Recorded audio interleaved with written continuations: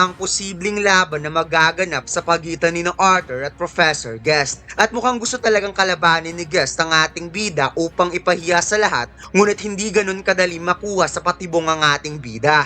Kaya huwag na nating patagalin pa, let's go! And please like and subscribe sa ating YouTube channel mga lods at mag-follow sa ating Facebook page. Salamat! Nagsimula ang chapter na ito kung saan lahat ng mga kaklase ni Arthur ay napapatingin talaga sa kanya at hindi mapigilang mapag-usapan ng ating bida na isang first year scholar mage ay naging disciplinary committee kaagad at narinig nilang lahat ng DC officer ay puro malalakas. Kaya napangiti nga na tumabi itong si Elijah kay Arthur at sinabing, mukhang napakasikat mo na talaga, Mr. DC Officer. Na malungkot namang sinabi ni Arthur, hindi niya akalaing magiging ganito katindi ang atensyon ng pagiging isang disciplinary committee, kaya dagdag pa ni Elijah na talagang hindi talaga makakatulong sa'yo na isa ka sa 8 estudyante na may itim ang uniforme sa paaralang ito. Dumating na magiging guro nila, ngunit sobrang ingay pa rin sa loob ng classroom at napansin ni Arthur na isang conjurer ang professor nila at base sa nararamdaman niya, sapat na ang pagkontrol ng mana core nito upang hindi niya masense ang tunay na antas ng kakayahan nito. Biglang binagsak ng professor ang hawak niyang libro, kaya agad na tahimik ang lahat. At sinabi niya na ngayon ay nakuha ko na ang lahat ng atensyon. Hayaan niyo akong batiin kayong lahat sa Fundamental of Mana Theory. Ako nga pala si Professor Avius. Wika niya na bagamat naiisip ko na baka may iba pang nakakatuwang paksa na palihim na pinag-uusapan ninyong lahat, gusto ko sanang hiramin ang lahat ng inyong atensyon. Bagamat isa lang itong technical basic class, naniniwala ako na napakahalaga na malaman ninyong lahat ang paksang tatalakayin natin ngayong semester. At para mas bigyan pa natin ng diin, sisiguraduhin kong magbibigay ako ng maraming masasayang proyekto at asignatura habang tumatagal ang semester. At dahil sa mga bagong pagbabagong ipinapatupad simula ngayong taon, sa tingin ko, nararapat lang na i-discuss natin kung ano talaga ang pinagmulan ng stigmang ito, na mas magaling ang conjurer kaysa sa mga augmenter. Kaya nagkwento ang professor na noong unang panahon, napakahirap makamit ang kahit isang orange core. Sa panahong iyon, mas may advantage ang mga conjurer kumpara sa mga augmenter. Mas nade-develop kasi nila ang kanilang mana veins. Ito ang daluyan na sumisipsip at naghahatid ng ambient mana papunta sa mana core. Samantalang ang mga augmenter ay likas na mas maunlad ang kanilang mana channels, which is sila ang responsable sa pagdadala at pamamahagi ng mana mula sa core ng isang mage papunta sa iba't ibang bahagi ng kanilang katawan. Dahil dito, mas mabilis nilang natutunaw at nagagamit ang mana sa paligid, kaya mas madali para sa kanila na umakyat sa mas mataas na core levels. Subalit, habang parehong umaangat ang conjurer at augmenter sa mas mataas na antas, unti-unting nababawasan ang kanilang pagkakaiba. At this point, mas nagiging mahusay ang mga conjurer sa pamamahagi ng mana sa buong katawan nila, habang ang mga augmenter naman ay nagkakaroon ng malakas na pagkontrol sa pagmanipulate ng mana nila mula sa malayo. Pinakawalan ng professor ang nilikha niyang magic sa 2 babaeng nag-uusap lang at hindi nakikinig sa kanya, ngunit ang kapangyarihan na iyon ay nag-turn into feather. Kaya sinabi ng professor, ngayon sabihin niyo sa akin, kung ang 2 mage, isa sa conjurer at isa sa augmenter ay makakapag-breakthrough sa silver core, sino kaya ang mas may advantage? Hindi ba't mas lamang ang isang mage na hindi lang ang kanyang core ang sinanay kundi pati na rin ang kanyang katawan? Wika ni Arthur, nagpatuloy ang klase, habang ang ilang mga conjurer na kaklase niya ay nakipagtalo sa mga pahayag ni Professor Avius. At kahit puro haka-haka at mga dating naitalang laban ng mga matataas na ranggong mage lang ang naging batayan ng kanilang debate, tila nag-iwan pa rin ito ng mas bukas na isipan sa mga estudyante. Tapos na ang klase sa Mana Theory, kaya nagpaalam muna sina Arthur at Elijah sa isa't isa dahil hindi pareho ang susunod nilang klase. Kung kaya't sinabi ni Elijah na magkita na lang sila mamayang lunch. Natugon naman ni Arthur, pa-reserve ng spot sa pila kung ikaw ang mauuna mamaya. Pagkatapos, nagulat na lamang si Arthur sa pagpasok niya sa classroom dahil isang napakalaking making dual ground ang bumungad sa kanya. At mukhang isa na namang interesanting klase ang aabangan niya. Nakaupo na si Arthur at nakahanap talaga siya ng magandang pwesto. Ngunit may biglang nag-approach sa kanya na napatanong kung may nakaupo ba sa tabi niya at hindi siya makapaniwalang si Princess Kathleen pala ang lumapit sa kanya. Agad na sinabi ni Arthur, sige, walang problema, at nagpasalamat naman si Princess Kathleen. Ngunit inisip ni Arthur, marami namang bakanting upuan na.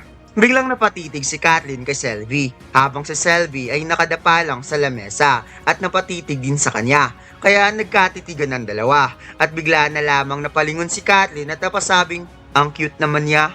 May biglang nagsalita sa gilid na napasabing, kita muna kung sino ang nandito. Ang prinsesa ng Kingdom of Sapin at ang kanyang rival na si Arthur Lewain. Kaya sinabi agad ni Arthur, teka muna, kailan ba tayo naging rival? Umupo ka agad si Ferret, kaya napatanong sa isipan si Arthur, uy, bakit mo rin gustong umupo sa tabi ko? Marami namang upuang bakante dyan ah.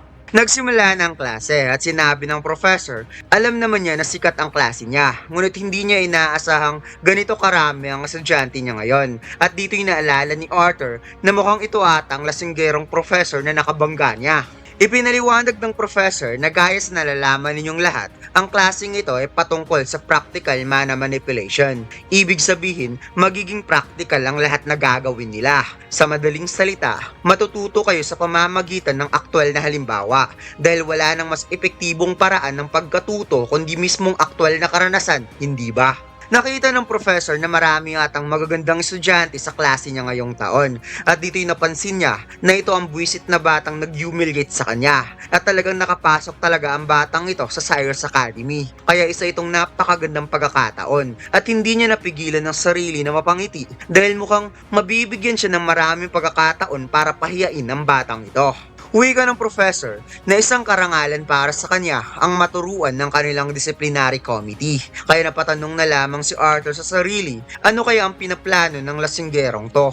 Dagdag pa ng professor na siguro hindi lang siya ang na-curious kung ano ang kakayahan na pwedeng maipagmalaki sa mga miyembro ng disciplinary committee. Tama ba? Dahil sa kanila nakasalalay ang responsibilidad na protektahan ang lahat ng estudyante sa academy na to. Kaya napawikan na lamang sa isipan si Arthur, sino namang tangang mahuhulog sa obvious na patibong na yan. Ngunit biglang tumayo itong si Ferret at napasabing gusto ko mag-volunteer. Kaya napasabi na lamang si Arthur sa sarili, I guess, mukhang isa ka nga talagang malaking tanga. Nagpakilala si Ferret na siya si Ferret Evsar III at buong puso siyang handang mag-participate in behalf sa disciplinary committee na ang mga miyembro ay personal na pinili ni Director Goodsky upang ipakita ang kanyang kakayahan habang si Arthur ay napabuntong hininga na lamang sa gilid. Napaso easy nga itong si Professor dahil nagtagumpay ang patibong niya at sinabing, yan ang gusto ko. Tama ang lahat ng sinabi mo, Ferret. Halika, bumaba ka dito sa entablado. Nasa baba na si Ferret at sinabi niya na isang karangalan para sa kanya na matuto mula sa isang magaling na professor. At dahil sa hindi niya mararamdaman ang core level ng kaharap niya, ipagpalagay na lamang niyang mas mataas ng gusto ang lakas nito kumpara sa kanya. Kinuha ng professor ang kanyang weapon sa Dimension Ring at sinabi na bagamat siya ay isang augmenter, gagamit lang siya ng ataking pangmalayuan para sa demonstrasyon na ito. At sa ganitong paraan, kung sakaling matatalo man siya, at least magkakaroon man lang siya ng dahilan, sabay kindat sa mga estudyante na napatawa sa joke niya. Kinuha ng professor ang isang artifact at sinabing kapag na-activate na ang barrier, maaari na silang magsimula. Nasagot naman ni Ferret, ikinararangal kong simulan ng laban, professor. Na makikitang naghanda na nga itong si Ferret gamit ng kanyang wand at agad nagbigkas ng incantation upang lumikha ng matinding water magic spell. Lumikha muna ng Floodamen si Ferret sa kanyang paligid for his defense. Kaya napangiti nga itong si Arthur nang nakitang may kakayahan din pala si Ferret ng mga high-tiered magic spell. Isang magic na kayang baguhin ang paligid upang mas maging pabor sa caster ang laban. Hindi niya akalaing marunong rin pala si Ferret ng isang domain magic spell. Muling nagbigkas ng incantation si Ferret na makikitang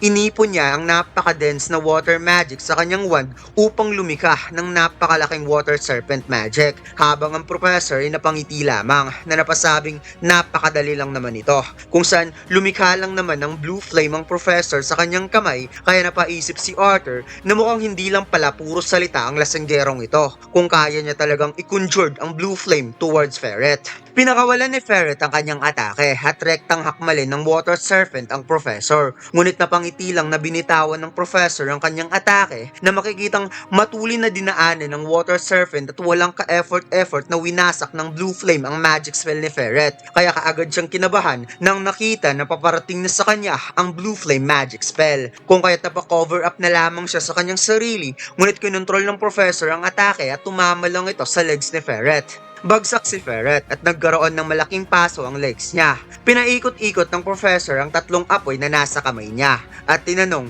kung ito ba ay susuko na at agad namang sumuko si Ferret. Napaisip si Arthur kung tinatangka ba talaga ng professor na ito na palakihin ang kanyang ego sa pamamagitan ng pag-humiliate kay Ferret at bigla nga itong napatingin sa kanya at napangiti na para bang gusto niya talagang labanan si Arthur para pahiyain ng ating bida.